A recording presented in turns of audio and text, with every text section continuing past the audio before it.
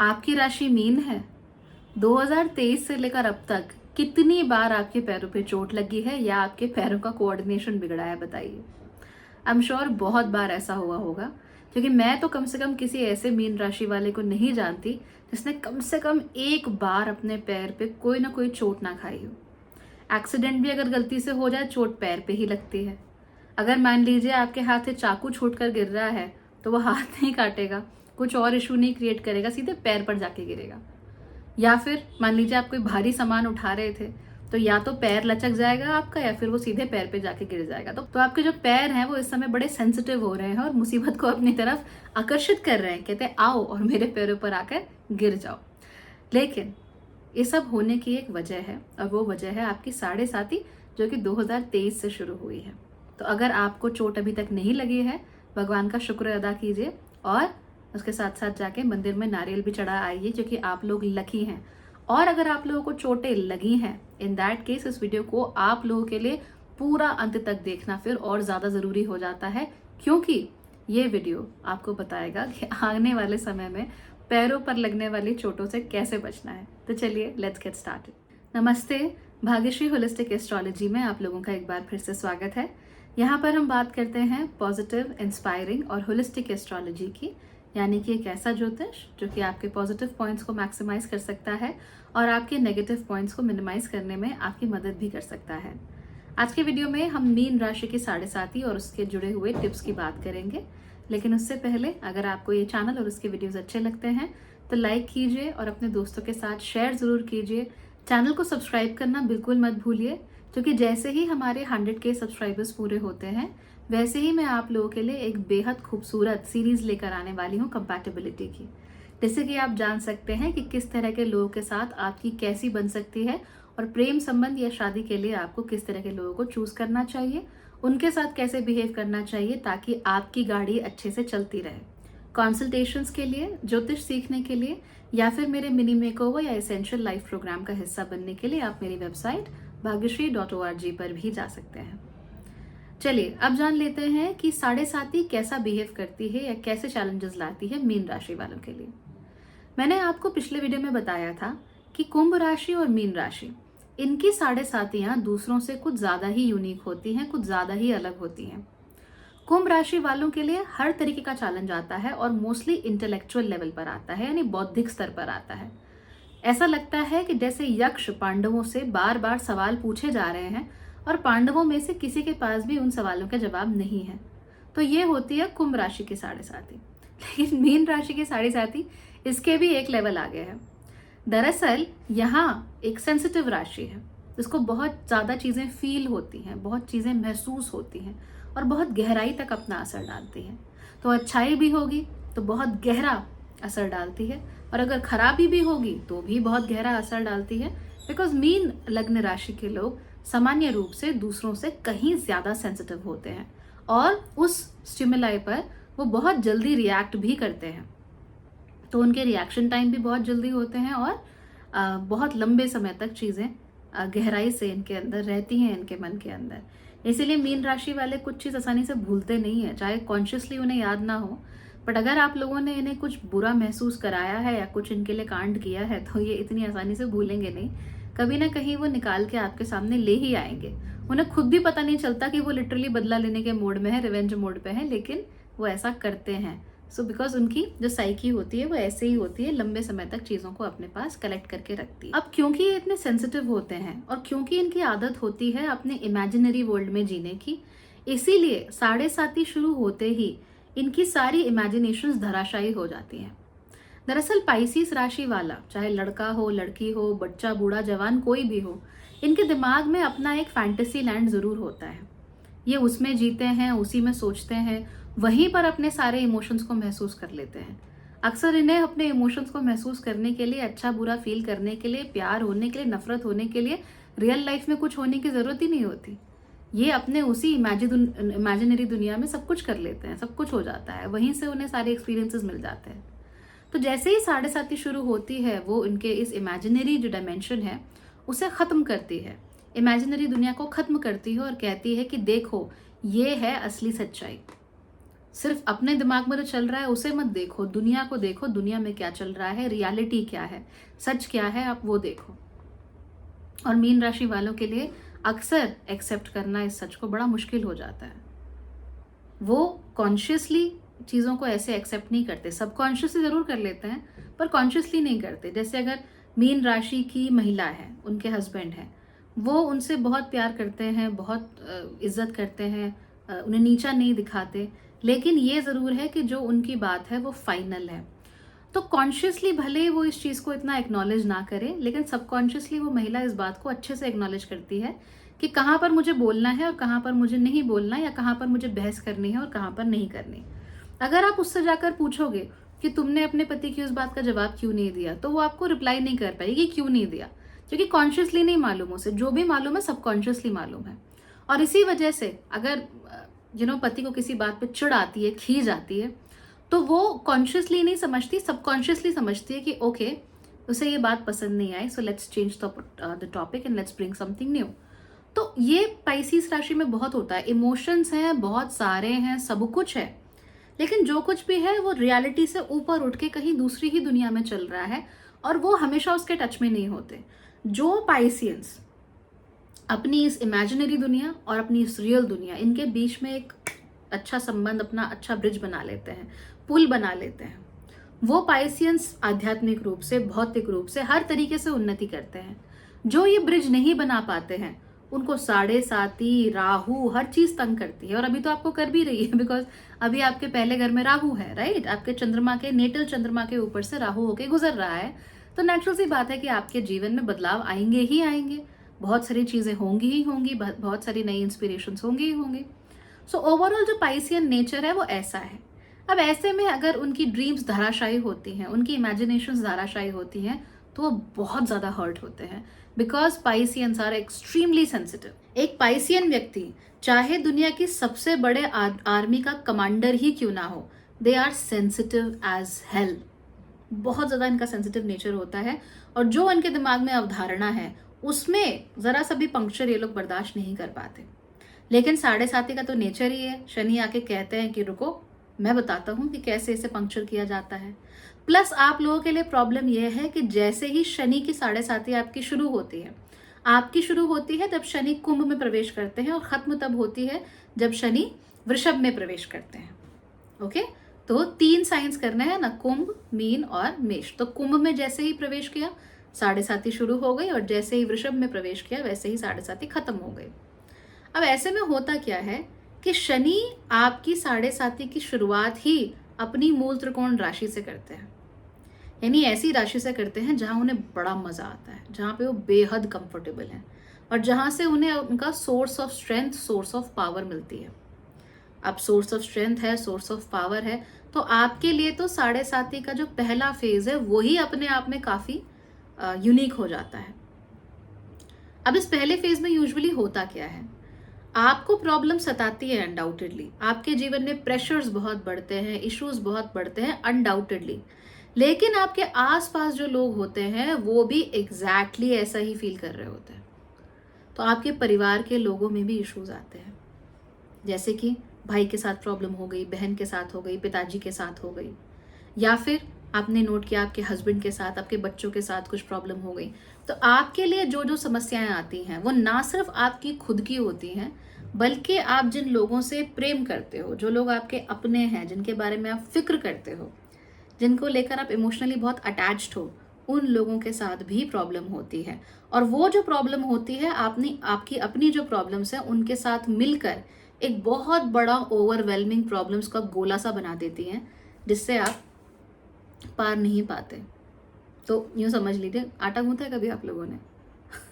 अगर नहीं गूंथा है तो गूंथना सीखना चाहिए। इट्स वेरी इंपॉर्टेंट स्किल, ठीक है? तो हम जब रोटियां बनाते हैं तो क्या करते हैं कि एक छोटा सा गोला लिया, उसको बेल दिया, उसके बाद रोटी बन गई।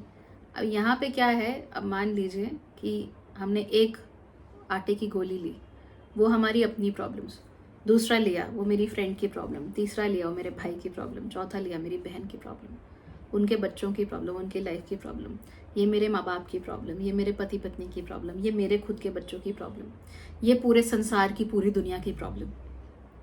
ऐसा करते करते वो छोटी सी आटे की जो गोली थी ना, इतना बड़ा गोला बन जाता है उसका। और फिर हम सोचते हैं कि अरे यार, इसको कैसे बेलें, इसकी रोटी कैसे बनेगी, दैट्स इम्पॉसिबल, मेरे पास तो इक्विपमेंट ही नहीं है, मेरे पास तो टूल ही नहीं है। तो यहाँ क्या हो रहा है, शनि धीमे धीमे करके आपकी जो इमेजिनेशन है, जिसको आप इतना गर्व करते हो, जो आपका मेन स्टे है, इमेजिन करना चीज़ों को अपने दिमाग में, उसी से आपको चैलेंज करता है। कहता है कि अच्छा इमेजिन करना है, ये 10 प्रॉब्लम और ले, ये 50 प्रॉब्लम्स और ले। और आप अपनी दूसरों की सारी की प्रॉब्लम्स को इमेजिनेशन में ही आप इतना बड़ा बना देते हो कि आपके लिए उन्हें मैनेज करना मुश्किल होता है। और फिर शनि आपसे आकर कहता है कि देखा, मैंने तुझसे कहा था कि ये चीज़ नहीं हो सकती ठीक से, अब मैं तुम्हें बताता हूँ कि क्या करना है। अब करना ये है कि धीमे धीमे करके छोटे छोटे तरीकों से चीज़ों को मैनेज करो। सो कहता है ना, how do you eat an elephant, 1 bite at a time. Okay, बहुत बड़ा काम करना हो तो कैसे करोगे, एक एक स्टेप, एक एक समय पर। इसीलिए जब हम एस्ट्रोलॉजी सीखते हैं, जब 18 अगस्त से एस्ट्रोलॉजी कोर्स है, तो अगर आप एस्ट्रोलॉजी सीखेंगे तो मैं आपको एक एक स्टेप बता रही हूँ, आपको एक साथ ही 3 घंटे की मास्टर क्लास नहीं दे रही हूँ। Telling you each and everything step by step by step by step, so that जो दिमाग में है रिटेंशन हो उस चीज़ का, चाहे आपको याद रहे वो चीज़, और आप उसे अप्लाई भी कर सको। क्योंकि अगर आप अप्लाई नहीं करोगे तो आपको प्रॉब्लम होगी ही होगी, आप उस प्रॉब्लम से बच ही नहीं सकते। ठीक है, तो इसीलिए जो भी करना है स्टेप बाय स्टेप करना है। Mini makeover plan step by step होता है। आप एक वीडियो देखते हो, फिर दुनिया भर के आपके पास असाइनमेंट्स आते हैं, क्विजेज आते हैं, आप उन्हें कंप्लीट करते हो, फिर आप दूसरे वीडियो पे जाते हो, फिर आप पहला वीक कंप्लीट करते हो, फिर आप दूसरे वीक पर जाते हो। वहाँ पर भी यही चीज़ रिपीटिशन पे होती है कि आपने अगर एक वीडियो देख लिया, उसको समझ लिया, तो ये चेक करने के लिए कि आपको समझ आया या नहीं आया, आपको क्विज के जवाब देने ही पड़ेंगे और आपको असाइनमेंट खत्म करना ही पड़ेगा। तो ये स्टेप बाय स्टेप तरीका होता है चीज़ों को करने का। ऐसे नहीं होता कि अचानक से one day you woke up and you are like, oh I need a 3 hour master class. We can't do that. हो सकती है डेफिनेटली 1 घंटे के अंदर आप बहुत बेसिक्स चीज़ें कि अच्छा ऐसे देख लो चीज़ों को, कुंडली पढ़ना सीख लो, हो सकता है, कैन बी डन। बट क्या करना चाहिए, नहीं। क्या सीखना चाहिए, स्टेप बाय स्टेप। तो ठीक वैसे ही आपको भी आगे बढ़ना है, ठीक वैसे ही आपको भी एक एक स्टेप लेकर आगे बढ़ना है। और शनि ही आपसे कह रहे हैं कि भाई धीमे धीमे चलो, और जो भी करना है एक एक करके धीमे धीमे करके करो। पाइसिस राशि में प्रॉब्लम क्या हो रही है, अब देखो मैं आपको बताती हूँ क्या इशू है। प्रॉब्लम शुरू हुई, अपनी हुई, दूसरों की हुई, आपने इतना बड़ा गट्ठर उठा लिया, अब आपको बोझ महसूस हो रहा है, आपको नहीं मालूम कि क्या करना है। तो आप क्या कर रहे हो, आप सोच रहे हो कि मैं कहीं जाके ना कुछ कर लूँ। तो आपके जीवन में मुसीबतें आई, परेशानियाँ आई, मान लो फाइनेंशियल इश्यूज आ रहे हैं, कुछ भी आ रहा है, आपने सोचा कि एक काम करते हैं, एस्ट्रोलॉजी सीख लेते हैं। और एस्ट्रोलॉजी सीख लूँगा 3 महीने में, या लेट्स से 3 घंटे में। उसके बाद मैं सबके चार्ट्स पढ़ना शुरू कर दूंगा, और सबके चार्ट्स पढ़ के मुझे पता लग जाएगा कि भाई क्या क्या कहाँ कहाँ पर समस्या है। आप जब ऐसा करोगे तो आप अपना टाइम वेस्ट करोगे। पहली बात तो आपके पास इतना समय है नहीं, ठीक है, और वो समय के और भी बहुत सारे प्रोडक्टिव यूजेस हैं, तो आपका टाइम वेस्ट कर रहे हो। सही चीज़ ये है कि अगर आपको ज्योतिष सीखना है तो अगेन कैसे सीखो, स्टेप बाय स्टेप सीखो। और अगर आपको समस्या हो रही है, परेशानी हो रही है, तो अपने आप से कंफ्यूज होने से बेहतर है किसी ज्योतिषी से बात करो, उनको पूछो कि क्या चल रहा है, क्या वजह है चीज़ों के होने की, कब तक ठीक हो सकती है, उन्हें ठीक करने का तरीका क्या है, ये भी पूछो। क्या मुझे अपने जीवन में बदलाव लाने हैं, क्या थिंकिंग में बदलाव लाने हैं, क्या मुझे अपनी दिनचर्या बदलनी है या अपना थिंकिंग स्टाइल बदलना है, मुझे करना क्या है, पूछो। जब आप ये पूछोगे, जब आप उन चीज़ों को फॉलो करोगे, तब आपका जीवन बेहतर होगा। So you see how you are wasting time. Because अगर आपने अभी अभी सीखा है, सीखना आपने शुरू किया है, तो आप जहाँ से भी सीखोगे वहाँ आपका टाइम जा रहा है, राइट। उसके बाद आप जब कुंडलियाँ देखोगे फिर कंफ्यूज होगे, या फिर आप अपनी तरफ से ही बैठकर आधे अधूरे कोई अगर निष्कर्ष पे पहुँच जाओगे, तकलीफ तो होगी। कैसे बच सकते हो तकलीफ से। So save your time, save your energy, save your money also, talk to a ज्योतिषी, उनसे बात करो, अपनी समस्या का समाधान पाओ, और आप अपना जो भी काम करना आप करो, ठीक है। तो ये बहुत ज़रूरी है ज़िंदगी में। सो डोंट थिंक कि मैं ये भी कर लूँ, वो भी कर लूँ, ये भी पालूँ, वो भी पालूँ। अच्छा समस्या हो रही है, ऐसा है कि ड्राइविंग में मेरे इशू हो रहा है, मेरे हस्बैंड सुबह जा नहीं पाते हैं, उनका ट्रांसफ़र हो रहा है, अब बच्चों को कौन छोड़ेगा। तो ऐसा नहीं कि बच्चों के लिए बस लगा लिया, आपको खुद ड्राइविंग करना सीखना है। नहीं है भाई समय, चेक करो, नहीं है समय, इतना ज़्यादा आप नहीं कर सकते। और अगर आपने अभी ड्राइविंग सीख भी ली बच्चों की खातिर, तो जितना आपका समय है, जो आपका ऑफिस है, क्या आप उसके साथ कॉम्प्रोमाइज़ करोगे? और लंबे समय तक ये हो सकता है क्या? नहीं हो सकता ना। गेट देम अ बस। So that's important. तो यहाँ पे पाइसिस वाले क्या कर रहे हैं? सबकी मुसीबत उठा के अपने सर पे, और सबकी मुसीबत को सॉल्व करने का ठिकरा भी अपने सर पे कि मैं करूँगा, मुझसे होगा जो कुछ होगा, I will be doing this. ये आप बहुत गलत कर रहे हो। शनि आपको सच्चाई का धरातल पे लेकर आ जाते हैं, बताते हैं कि ये सच्चाई है, इसको मानो।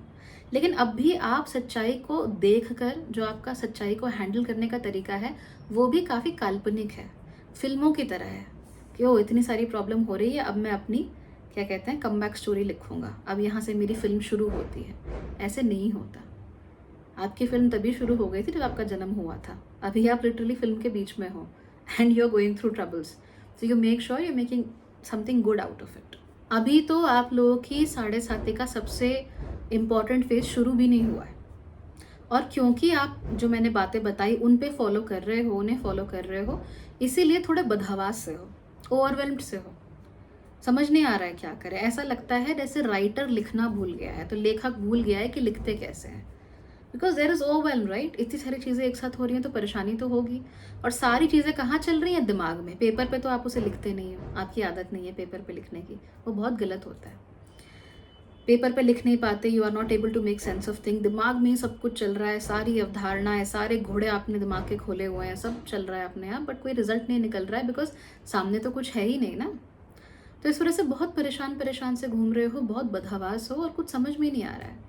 आप लोग ट्रैप्ड और हेल्पलेस फील कर रहे हो, और ये सब तब है जब शनि अभी आपके नेटल मून के ऊपर से गुजरा ही नहीं है। शनि तो 2025 में आपकी राशि में प्रवेश करेगा, और तब कहीं जाकर अगले 2-2.5 साल में आपके नेटल मून के ऊपर से गुजरेगा। तो अभी तो कुछ हुआ ही नहीं है, अभी तो हाई इंटेंसिटी चीज़ आई ही नहीं है, और आपने अभी से परेशान हो गए हो, अभी से दुखी हो गए हो, अभी से आपके हाथ पैर कांपने लगे हैं। पता है क्यों बार बार पैरों पे चोट लग रही है? बिकॉज स्पाइसिस राशि का सारा ध्यान यहाँ हो गया है, thinking thinking thinking, over thinking, getting overwhelm. तो अपने शरीर से तो ध्यान हटेगा ना, एक बारी में 2 जगह तो ध्यान नहीं लगा सकते, सारा ध्यान यहाँ है, तो पैरों को कौन देखेगा? इसलिए गिरोगे, इसलिए चोट खाओगे, इसलिए प्रॉब्लम क्रिएट करोगे, इसलिए आपका अपने पैरों पे खड़े रहने का मन नहीं करेगा। I tell you this thing very important. जैसे ही मीन की 7.5 शुरू होती है, उनका अपने पैरों पे खड़े रहने का मन नहीं करता, उनका हर वक्त बस लेट जाने का मन करता है कि मैं बस लेट जाऊं। खड़े होकर बैठकर उन्हें चैन ही नहीं आता। Very important thing, okay, only I told you. तो सिर्फ लेट जाने का मन करता है बिकॉज आपको उस पोजिशन में जो आप हेल्पलेसनेस है ना आपकी, वो जो ट्रैप्ड अप फील कर रहे हो, वही अच्छे तरीके से रिप्रेजेंट करती है। तो आपका माइंड आपको उसी स्थिति में ले जाता है जैसा उसकी खुद की स्थिति होती है। एक डैम्सल इन डिस्ट्रेस वाली फीलिंग आप लोगों को अभी हो रही है कि जैसे आप एक प्रिंसेस हो, बहुत खूबसूरत लंबे बालों वाली, और उसकी सौतेली माँ उससे बहुत जलती है, तो उसने उसे किसी बड़ी सी ऊंची से टावर में कैद कर दिया। अब वहाँ कोई उसकी बात सुनने वाला नहीं, उसे देखने वाला नहीं, और वो डैम्सल इन डिस्ट्रेस इंतज़ार कर रही है कि कोई वाइट नाइट आकर उसे बचा ले। तो आपके साथ भी यही हो रहा है, फिल्मी हो रहे हो बहुत ज़्यादा, ठीक है? मेरे करण अर्जुन आएंगे वाली फिलॉसफी जो है, that's a weird philosophy in real life. तो आपको ये सब नहीं करना है। जो भी करोगे खुद से ही करना पड़ेगा, जो भी काम है खुद ही करने पड़ेंगे, जो भी सैक्रिफाइसेस हैं खुद ही करने पड़ेंगे, दूसरा कोई नहीं आने वाला। क्योंकि दूसरों की मुसीबतें भी तो आपने अपनी मुसीबतें बना ली हैं। सारी दुनिया का बोझ उठाओगे अगर, तो जिम्मेदारी भी तो उस बोझ को अपने गंतव्य तक पहुंचाने की लेनी ही पड़ेगी। So that's the problem. खैर, जहाँ तक 7.5 की बात है, मैंने आपको बताया था कि आपकी 7.5 2023 में शुरू हुई थी। टेक्निकली आपकी 7.5 2029 यानी 2029 तक खत्म हो जाएगी।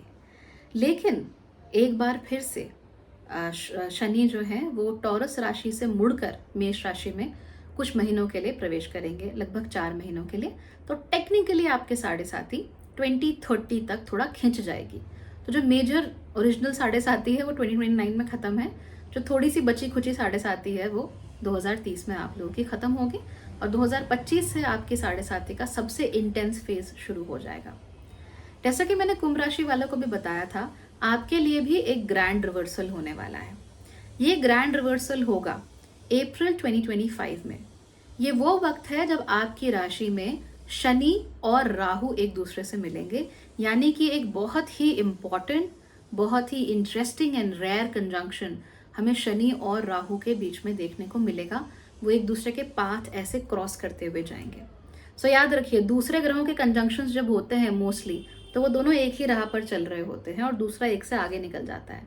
लेकिन यहाँ उल्टा हो रहा है, शनि कुंभ से मीन में आगे बढ़ रहे हैं और राहु मीन से कुंभ में पीछे जा रहे हैं। तो ये एक दूसरे को क्रॉस करता हुआ कंजंक्शन है इन दोनों का। बोथ आर मैलेफिक्स और दोनों ही ग्रह आपके 12वें घर यानी कि कुंभ राशि के स्वामी होते हैं। तो ऐसे में क्या होगा आप लोगों के लिए, you will go through a great reversal. जैसे कुंभ राशि के साथ ग्रेट रिवर्सल हो रहा है, वैसे आपके साथ भी ग्रेट रिवर्सल होगा।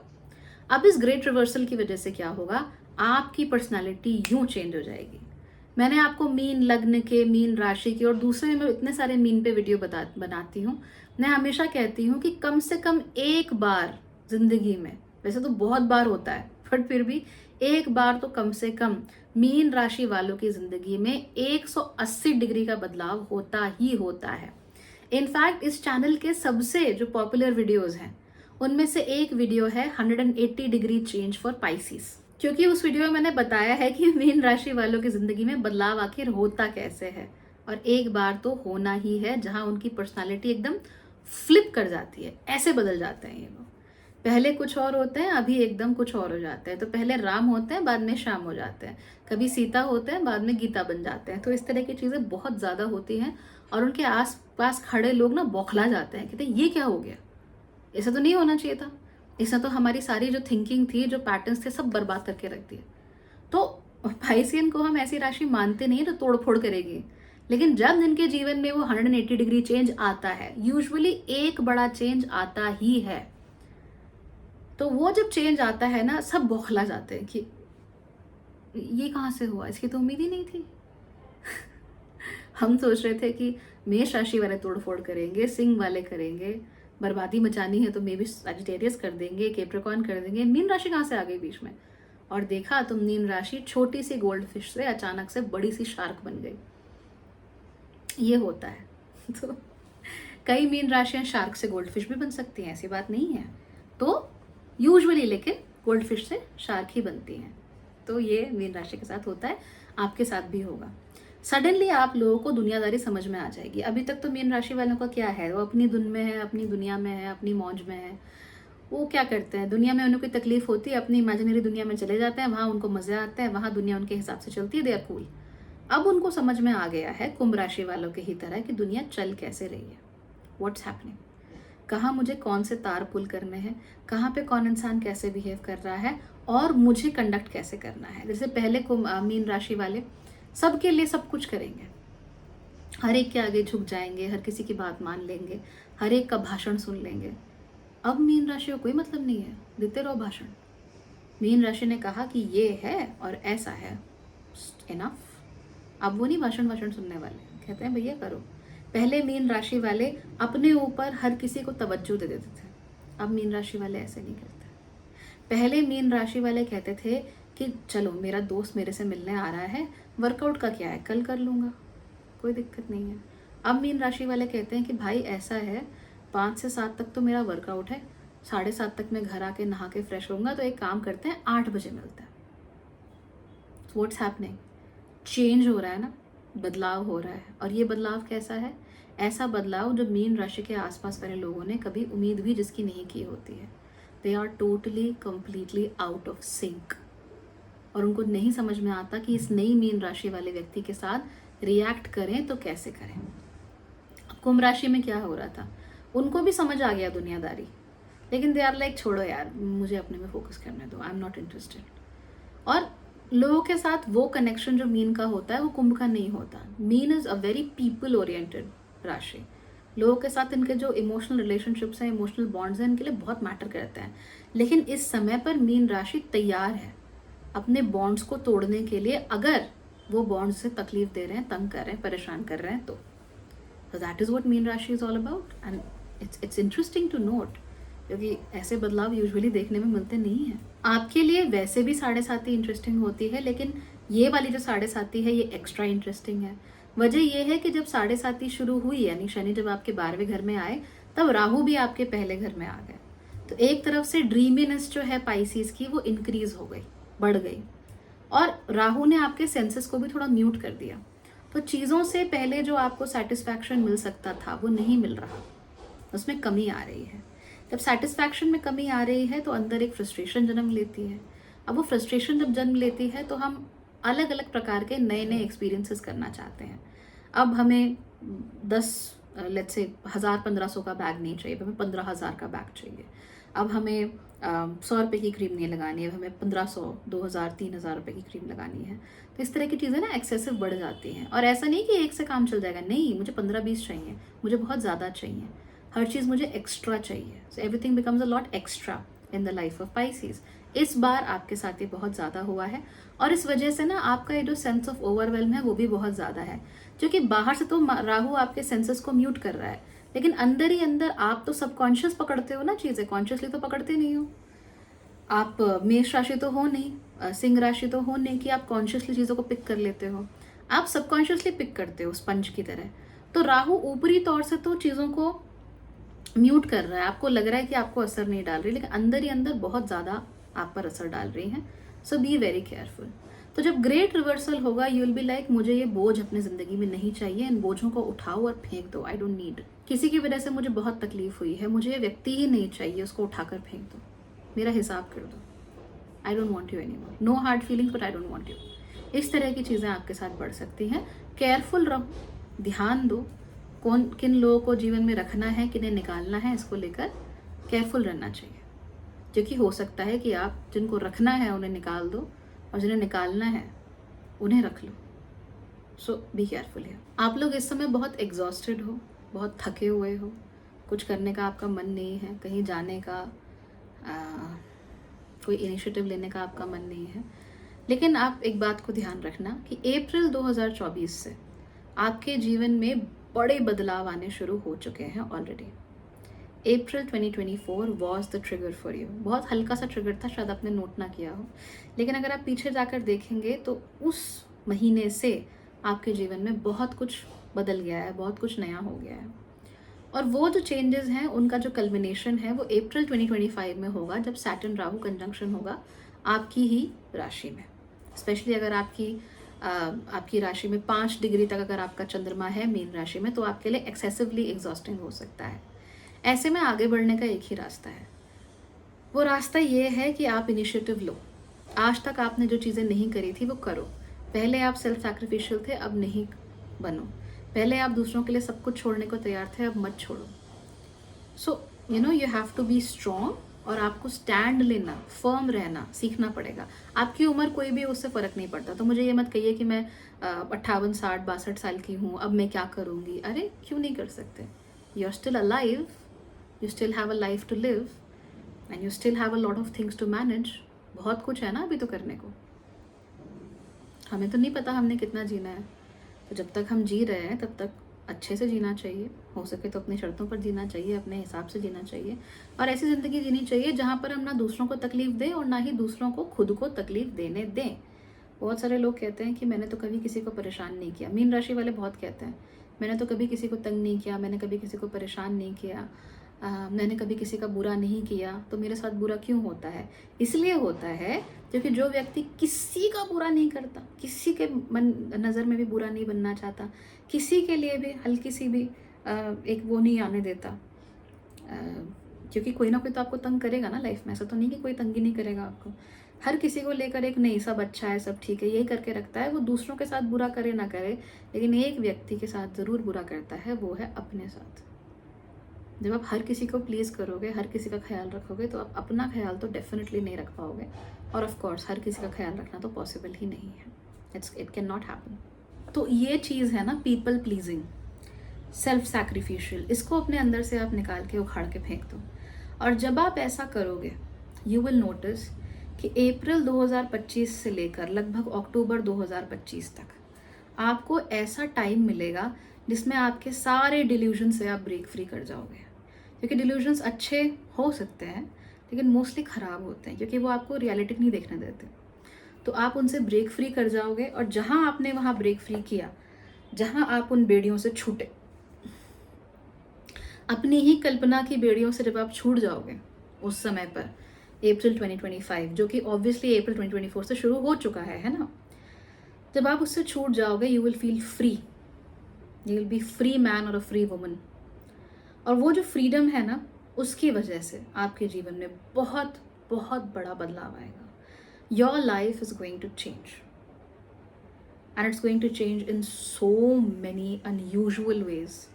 ऐसे तरीके जो आपने सोचे ही नहीं होंगे, ऐसे तरीके जिनके बारे में आप विचार ही नहीं कर सकते, जिनके बारे में आप सोच नहीं सकते कि ऐसा हो सकता है, उन तरीकों से आपका जीवन बदल जाएगा। आप जब इनिशिएटिव लेना शुरू करोगे कि मैं ये करना चाहता हूँ या करना चाहती हूँ, आप नोटिस करोगे कि किस्मत ने आपके लिए वो ताले भी खोल दिए जो आपको पता ही नहीं था कि हैं। आप जब इनिशिएटिव लेना शुरू करेंगे तो आप नोट करेंगे किस्मत आपके लिए वो दरवाजे भी खोल रही है जो आपको मालूम ही नहीं था कि एग्जिस्ट करते हैं। सो लेवल अप करने का बहुत अच्छा समय है। आशातीत से भी ज़्यादा, अपनी आशा से भी ज़्यादा, उम्मीद से भी ज़्यादा सफलता प्राप्त करने के लिए, जो आप सोच भी नहीं सकते, वहाँ पहुँचने के लिए समय बहुत अच्छा है। और होगा बिल्कुल किस्मत के दम पर, ट्रस्ट मी। अप्रैल 2025 और उसके बाद लगभग अक्टूबर तक जो भी होगा केवल और केवल किस्मत के दम पर होगा, लेकिन होगा तभी जब आपने अप्रैल 2024 से एफर्ट करना शुरू कर दिया है। अगर आपने एफर्ट करना शुरू कर दिया है, trust me, around April 2025 your life is going to change, and hopefully for the better, अच्छे के लिए चेंज होगी। लेकिन अगर आपने एफर्ट करना शुरू नहीं किया है तो आखिर साढ़े साथ ही वो प्रेशर्स बढ़ाती रहेगी, बढ़ाती रहेगी, बढ़ाती रहेगी, you will be in a huge problem. तो ऐसा होने नहीं देना है। Try to do things in the right way. और जो डिल्यूजन्स हैं, आपने भुलावे बना रखे हैं, खिचड़ियाँ पका रखी हैं दिमाग में, उठाओ और फेंको यार, पुरानी हो गई है, सड़ रही है अब, वो इतनी पुरानी खिचड़ी की ज़रूरत नहीं है, नहीं पकाएंगे, और इस बार उतनी ही पकाएंगे जितनी ज़रूरत है। तो अगर हम ओवरऑल देखें, 2025 तक आपको हेल्पलेस सा महसूस होगा अप्रैल तक। उसके बाद 2027 तक शनि आपसे उम्मीद करेंगे कि आप लोग अपने वर्स्ट टाइम्स में, यानी आपसे अपने सबसे बुरे समय पर भी अच्छा कर सकने की क्षमता रखते हो या नहीं रखते। और उसके बाद 2027 तक आपने शनि को जो प्रॉमिसेस किए हैं या जिन चीज़ों के प्रति एक प्रॉमिस दिखाया है, आपको उन्हें पूरा करना पड़ेगा। अगर आप ये कर लेते हो तो ट्रस्ट मी, शनि आपको रिवॉर्ड भी करके जाएंगे, और बहुत अच्छे से रिवॉर्ड करेंगे, बहुत नई चीज़ें आपके जीवन में शुरू करेंगे, और उससे आपको अच्छा ही लगेगा, right. So that's I think a very good thing. चलिए अब बात कर लेते हैं वो 5 टिप्स की जो आपको ध्यान रखनी है। नंबर 1, सबसे पहले ये बात समझिए कि आपको अच्छा जीवन जीना है, और ये अच्छा जीवन दूसरों के साथ कंपैरिजन करके नहीं जिया जाता। तो ये मत देखो कि कौन सा इन्फ्लुएंसर क्या खरीद रहा है, आपके दोस्त क्या खरीद रहे हैं, या वो जीवन में क्या कर रहे हैं। आपका जीवन आपका अपना जीवन है, और उसको आपको कैसे जीना है ये आप खुद डिसाइड करोगे। आपको ज़रूरी नहीं है कि आपको एक 10 स्टेप हेयर केयर रूटीन चाहिए या 30 स्टेप मेकअप रूटीन चाहिए, या आपको उन्हीं के जैसे बड़े बड़े ब्रांड्स ही पहनने हैं। Doesn't matter, wear what you like and just feel good. जो चीज़ आपको अच्छी लगती है वो करो। कौन क्या कर रहा है, क्या नहीं कर रहा है, वो मत करो, मैटर नहीं करता, क्योंकि दूसरे की खुशी से आपको भी खुशी मिले ये ज़रूरी नहीं है। प्लस आपको कैसे पता कि उन्हें भी खुशी ही मिल रही है, so you never know. Number 2, learn to help yourself. अपनी मदद खुद करना सीखो। डैम्सल इन डिस्ट्रेस बन के किसी और का मुंह मत ताको, किसी और की तरफ मत देखो कि वो आपको बचा लेगा। हो सकता है कभी कभार लोग मदद कर भी देते हो, लोग करते भी हैं, लेकिन वो सारे टेम्पररी सोल्यूशंस हैं। परमानेंट सोल्यूशन तभी होगा जब आप लोगों की तरफ या भगवान की तरफ भी देखना बंद करके खुद अपने लिए कुछ करने की कोशिश करते हो। जब तक नहीं करोगे तो साढ़े साथी ढैया वैया जो भी आएगी ना, परेशान ही करेगी। नंबर 3, दुनिया हमेशा आपकी एक्सपेक्टेशंस को मैच नहीं कर सकती। आपके दिमाग में तो कई सारी इंस्पिरेशनल और रोमांटिक मूवीज चल रही होती हैं, लेकिन दुनिया वो इंस्पिरेशनल और रोमांटिक मूवी है ही नहीं, दुनिया बहुत बोरिंग है। तो हमेशा आपकी एक्सपेक्टेशंस तो मैच नहीं हो सकती हैं। इसीलिए मैं ये नहीं कहूँगी कि अपने एक्सपेक्टेशंस को लोअर करो या हायर करो, मैं सिर्फ ये कहूँगी कि फैंटेसीज पूरी रखो, पर ये मत सोचो कि इन्हें पूरा होना ही है। हर कोई हर वक्त आपकी मदद भी नहीं कर पाएगा। कुछ लोग बेवकूफ़ होंगे, कुछ लोग फ़ायदा उठाने वाले भी होंगे। हर बार आपकी जो फेरी टेल है वो भी कामयाब नहीं हो सकती। इसीलिए remember that there is a realistic life there is a realistic side to things and it's very boring, extremely boring. Understand that life is extremely boring और आपको हमेशा एक हाई इमोशनल हाई नहीं मिल सकता. नंबर 4, इमोशनल होकर चीज़ें करना थोड़ा बंद करो. हर चीज़ इमोशनल नहीं है, राइट? अगर आप अपने इमोशन के दम पे कह रहे हो कि आज मूड नहीं है, आज ये नहीं होगा, आज मन नहीं है, आज ये नहीं होगा, तो आप बहुत गलत कर रहे हो, क्योंकि ज़िंदगी मूड के दम पे तो चलती नहीं है. ऐसे तो किसी का भी कुछ भी करने का मूड नहीं होगा, है ना? अब बारिश के टाइम पे फूड डिलीवरी करवाते हो, धूप के टाइम पे फूड डिलीवरी करवाते हो, उनका भी तो हो सकता है मूड ना हो. तो फिर अगर सारी दुनिया ऐसे ही मूड पे और इमोशंस पे चलने लगी फिर तो हो चुका. इसीलिए ज़्यादा अपने मूड्स को भाव देना बंद करो. उनका तो काम ही है बदलते रहना, उन्हें बदलते रहने दो. कभी कुछ अति हो जाए तो चलो उनकी मान लो, लेकिन रोज़मर्रा की ज़िंदगी में इमोशनल तरीके से ऑपरेट करना बंद करो. It's not right for you. Number 5, जब भी मैं पाइसिस राशि के लोगों के साथ काम करती हूँ, चाहे वो मिनी मेकओवर प्लान हो, एसेंशियल लाइफ में भी बहुत देखे हैं मैंने, इनफैक्ट पर्सनल मेंटोरिंग सेशन में भी मैंने बहुत ऐसा महसूस किया है कि पाइसिस राशि वाले लोगों से ना प्लानिंग नहीं होती लॉन्ग टर्म, क्योंकि वो सोचते हैं कि चीज़ें अपने आप को खुद ही सॉर्ट आउट कर लेंगे. लॉन्ग टर्म में तो हमें मालूम है बहुत सारे फैक्टर्स हैं, बहुत सारी वेरिएबिलिटीज़ हैं, कुछ भी हो सकता है. इसलिए ये सोचकर वो प्लान ही नहीं करना चाहते. वो सोचते हैं कि फिगर आउट कर लेंगे, देख लेंगे जो भी होगा. तो इसी वजह से बार बार जिंदगी में टेम्पररी फिक्सेस ही लाते रहते हैं, परमानेंट कुछ करते नहीं हैं. और लॉन्ग टर्म में उन्हें रियलाइज होता है कि अगर प्लानिंग कर ली होती, सोच लिया होता तो बेहतर था. फिर उनसे कहो कि अच्छा ठीक है, तुमने 5 साल पहले नहीं सोचा तो अब तो सोच लो.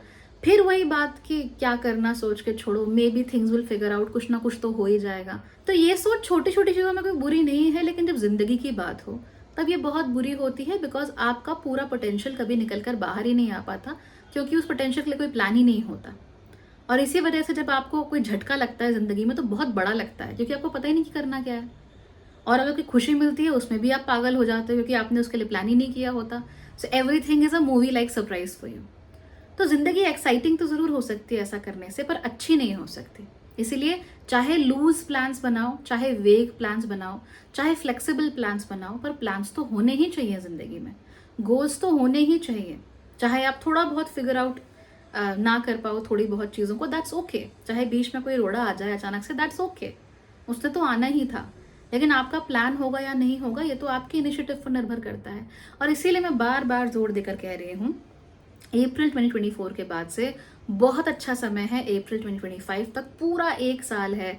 अपनी जिंदगी को आप जो चाहो, जैसे चाहो, अपने इनिशिएटिव के दम पे बना सकते हो. बना लो प्लीज. आपको ग्रह भी सपोर्ट कर रहे हैं, आप खुद भी अपने आप को सपोर्ट करो, और जो बन सकते हो, जो ट्रू पोटेंशियल है वहां तक पहुंचने की कोशिश करो. You going to thank me later, and उससे भी ज़्यादा you going to be so surprised of how your life turn out. ज़िंदगी इतनी अच्छी होगी जो आपने सोचा भी नहीं होगा, और 7.5 ऐसी भी हो सकती है क्या, ये आप दुनिया को दिखा दोगे अगर दिखाना चाहो तो. So that's all. Hope you do well. कोई प्रॉब्लम हो कमेंट्स में बताओ. कुंडली अगर चाहते हो मैं देखूं, go to bhagyashree.org. But overall, make sure that you live a happy life.